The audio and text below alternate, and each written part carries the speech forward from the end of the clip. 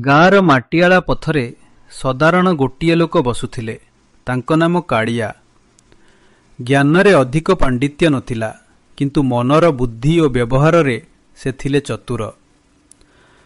ଗୋଟେ ଦିନ ଗାଁକୁ ଏକ ବେପାରୀ ପହଞ୍ଚିଲା। ସେ ଗାଁବାସୀଙ୍କୁ ଆକର୍ଷିତ କରି କହିଲା, ମୋର ପାଖରେ ମାୟାବୀ ଘଡ଼ି ରହିଛି। ଯେହିଠାରେ ଦୃଷ୍ଟି ପଡ଼େ ସେହିଠାରୁ ସୁନା ଚାନ୍ଦି ପ୍ରାପ୍ତି ହୁଏ।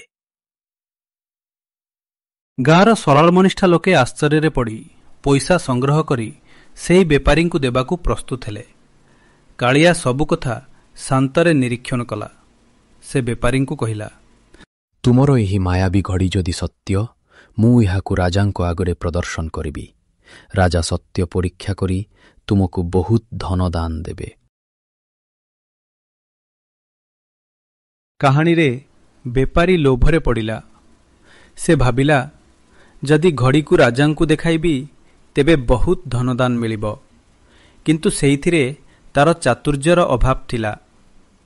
କାଳିଆ ଘଡ଼ିକୁ ହାତରେ ନେଇ ରାଜାଙ୍କ ସଭାରେ ପହଞ୍ଚିଲା ଓ ସବୁ କଥା କହିଦେଲା। ରାଜାଙ୍କ ସେନା ବେପାରୀକୁ ସେତେବେଳେ ପରୀକ୍ଷା କରିବାକୁ କହିଲେ। ଘଡ଼ିରୁ କିଛି ମାୟା ବାହାରିଲା ନାହିଁ।